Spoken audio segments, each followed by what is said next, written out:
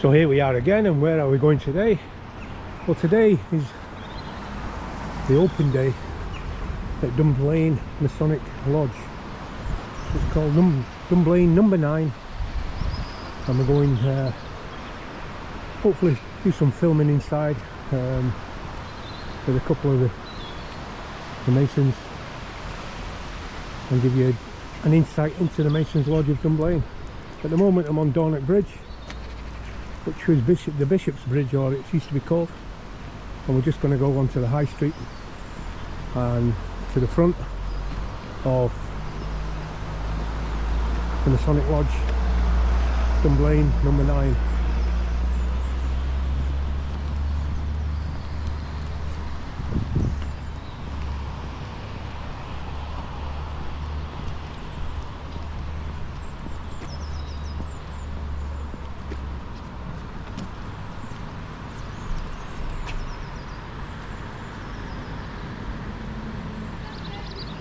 This is us now just outside the lodge of Dunblane No IX, and you can see it was founded in 1695, and we're just going to take a look inside.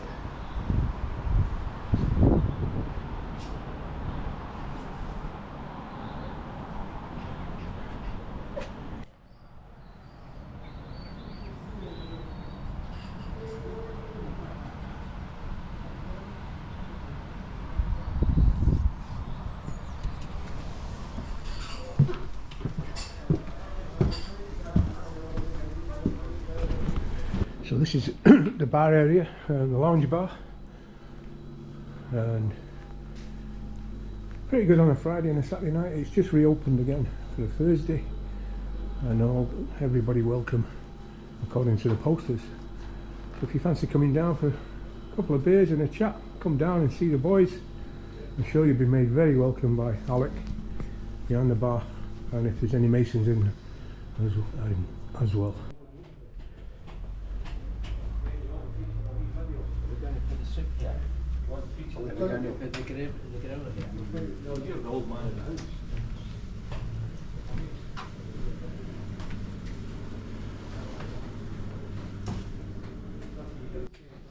Just about to come into the temple now and meet the gentlemen, hopefully. Yeah. Hopefully have a chat with one of them. Mate. Hello. Are we going to put the soup and stuff in it? Aye.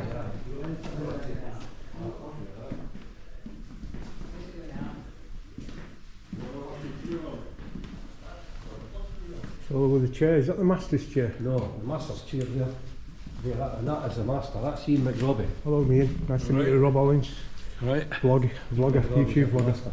And these two, that's Ken on the left there. I think I've met Ken before, yeah. And George, and both of them been 50 years in the lodge each. 50 years, wow. 100 years between the two of them. Is that the most? Oh, is that the most? You're the eldest people, 50 years, yeah? We're the oldest living ones. I was a master, I was a Mason before I came to Dunblane in '72, and then I was affiliated here in about 73 or 74, after Ken, you know. So you're 50 years in the Masonry? No, I'm 50 years in Dunblane? 58 years in Masonry. Wow, that's a lot of time. 1968 I joined. 52. You're 52, Ken, aye.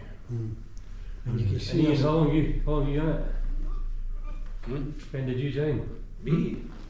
10 years ago. 11 years ago. Oh, And there's only... You can see Ken's names up there. You see 1980, 81.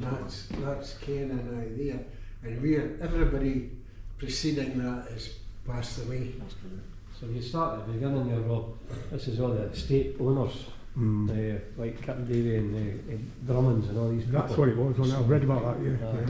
And I'll give you this plate up here. If you get a picture of this plate, I'll do that. it's one of them, listen. Is it all memorabilia then, is it? Yeah, yeah. A lot of stuff. Some.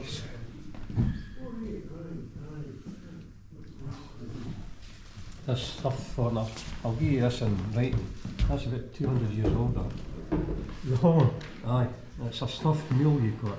So I put stuff in the wee. See that, yeah. You don't have fucking taking it out. That's the stuff my grandfather brought back to America. That weighs £10. They will just get lost in amongst all the rest of them. And that Masonic belt there nearly got me the jail at Glasgow Airport because I still had it on. That, if you get a good picture of that, you see the date on that, Rob. Yeah, see that.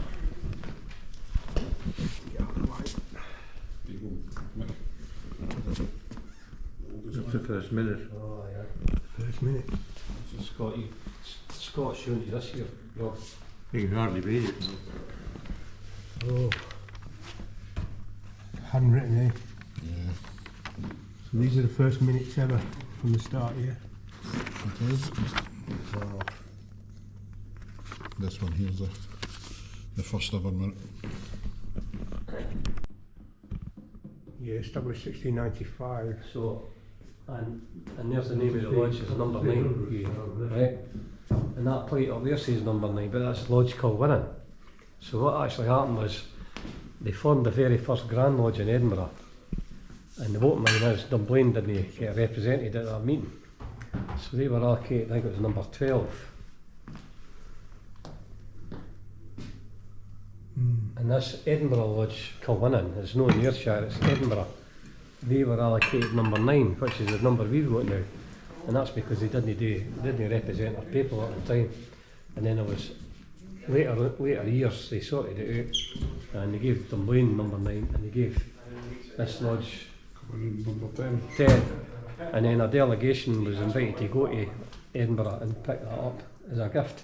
So that's why it's there. So that was, I'll give you that in writing. I think you sent that to me, Mick, on a PDF, on an email as well. I've got and I've read all that, so Aye. it's some reading.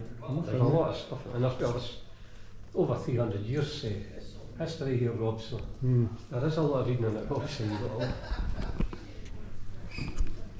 So this is the organ that's in the temple in the lodge, and apparently it still plays. Probably, yeah. You pump the air into it. No electronics in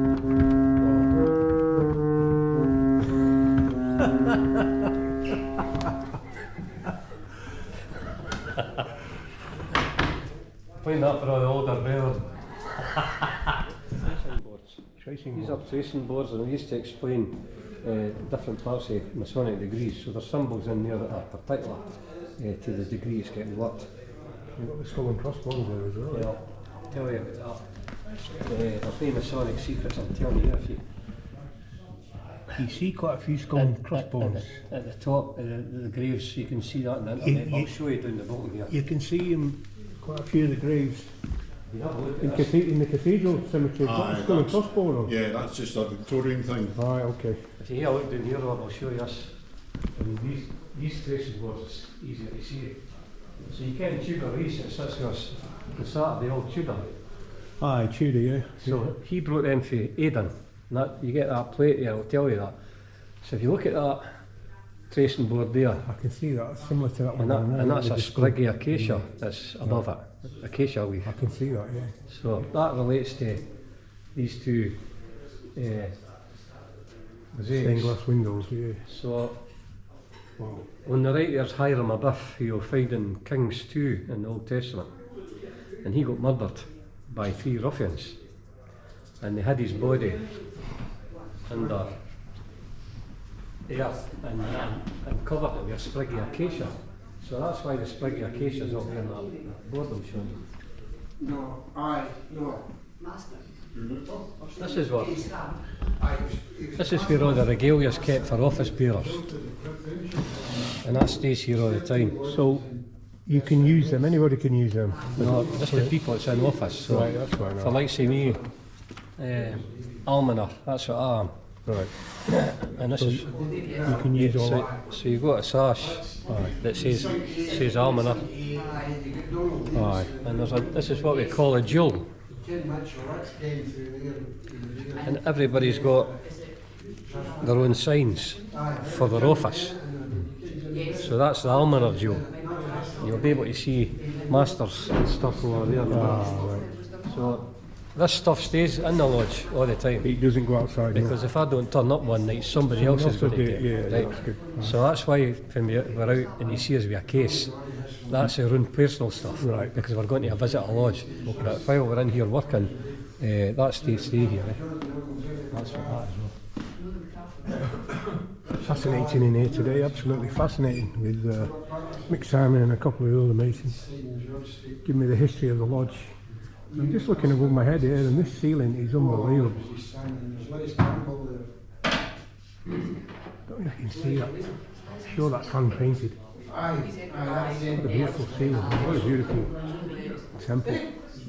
Oh no, he's not coming down at 12 o'clock. Drawing order.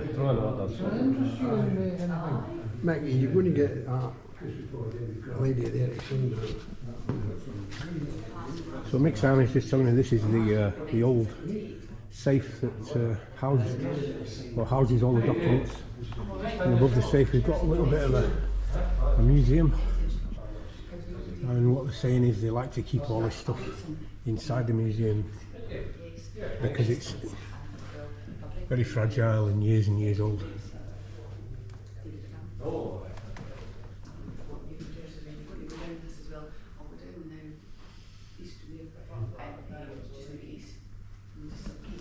See this QR code there, right? That's a question here when you do that. Scan it.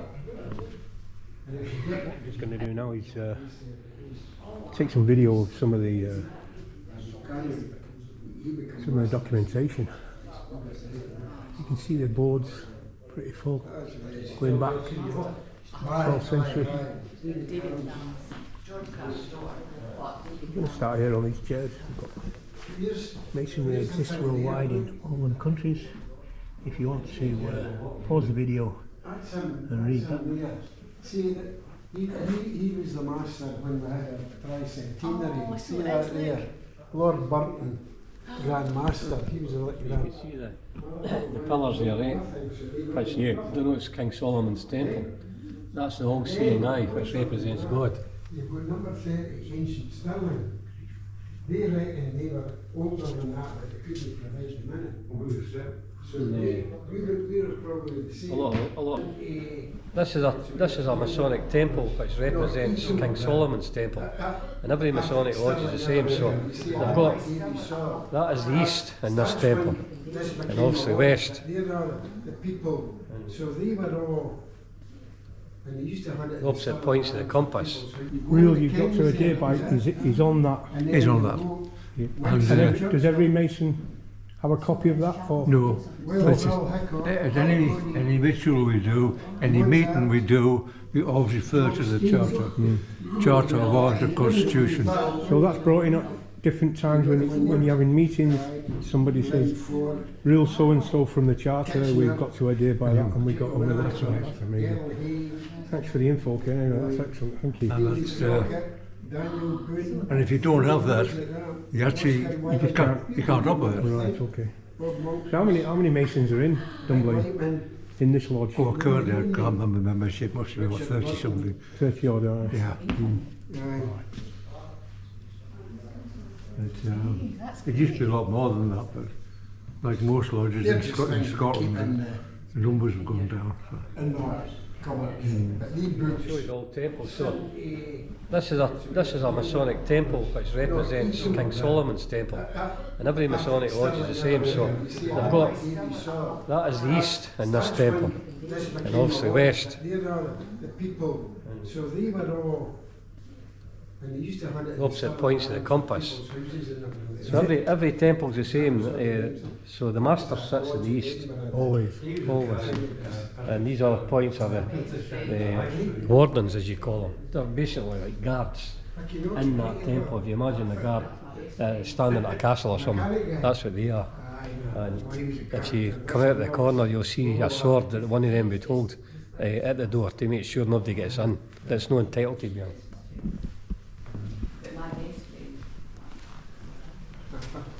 Because young Beck's still about.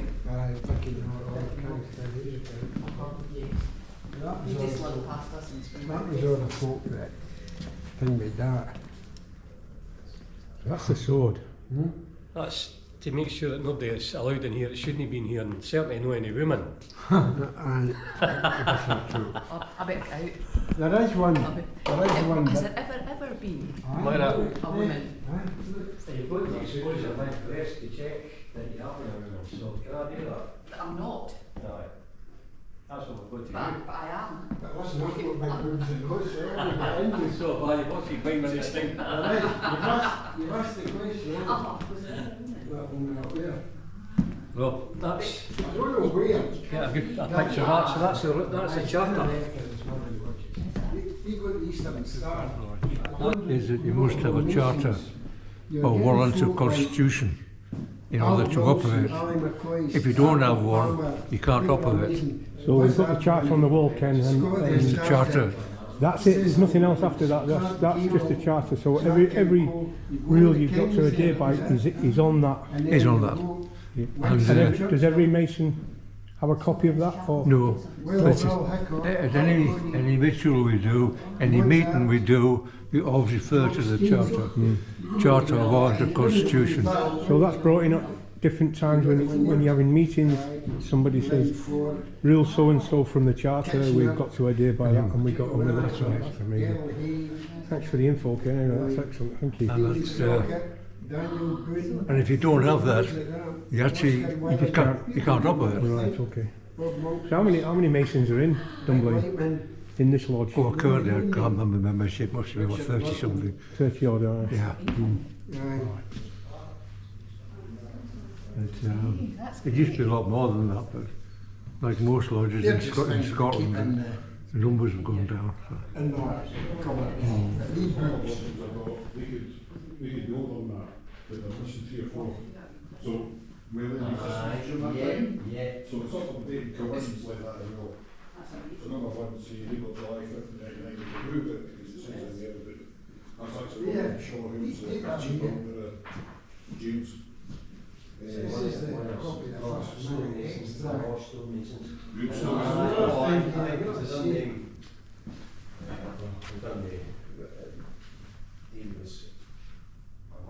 He was a master in books, and he ended up being Captain's Mansion here. So he also helped down at Iona. Well, you've still got the original drawings of Iona there. I'm really Aye, sure. you've got a whole lot, aye. There's somewhere You've still got them. in Stirling that takes it. This is actually the ones that David did. Past master, provincial grand master. Don't know if you can get You take that and have a look at that. See what the line is, that's what it is. And this is like one of these. Oh wow. I'm sure that's why you can't really make out the date until You haven't got that. this is going on that one. No, the one that got a stone. Just looking at the mark book now. So this is where when you become a Mason, you make all your own marks. You make you make the mark, and that's Sterling Patrick of Kipman Davy, and that's his mark there. And the mark is made up of 3, 5, 7, 9 or 11 lines. Masons of their lodge who've got their mark. Because a lot of them, they used to mark their own stones, and that's what they would mark on them, you know. Yes.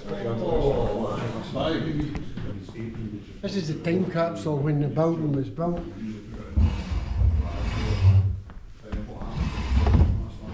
You see that there? I don't know if you get a good picture of that. Somebody's coming through the lodge. That's a time capsule. This is going to be a really weird, well, it's probably not a really weird. I can just get that here. So that's the time capsule when the building was first built. So that's the first stone that was laid, is it? Or has it been? No, it was a celebration. No, I think it would be built and then we put artefacts in there of the time. It's an artefact stone, really. So there's still There'll be stuff under there. There'll be usually in these things there's stuff of the year underneath that. So that's just finding the time capsule from a long time ago, and apparently the gentlemen are telling me there is stuff under that time capsule, and when it'll be open, who knows. Roll is his almoner, and that's the jewel, as we call it, for almoner. The master would ask the almoner, is there any report? And I'll say that Eric has been drunk and fell down the stairs again and is lying in Ward 28. So anybody who wants to visit them, we'll be happy to see them. Thank you, mate. So I'm just going to bring you a short video of Eric Simpson, who is the Bible bearer, and he's put his sash on and his stuff on, and Eric's the Bible bearer, as you can see. Very, very smart man. They caught me the first minute. And the date, you can't actually see the date. You just explain, Eric, what you do. I am the Bible bearer. We have a Bible that is opened up at various stages of your journey through Freemasonry.